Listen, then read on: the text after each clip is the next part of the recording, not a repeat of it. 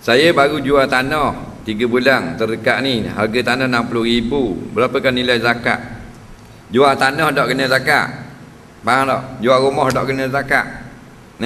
Yang kena zakat harta-harta zakat saja. Yang kena zakat orang yang bisnes jual rumah atas nama zakat perniagaan. Ada pun kita ada rumah dah kita jual dah, rumah tu tak mau duduk dah. 60,000 tak kena zakat. Zakat pokok mana? 60,000 tu kita dapat, kita simpan setahun, baru kena zakat atas nama zakat emas dan wang simpanan. Ada pun harta kita jual tak kena zakat.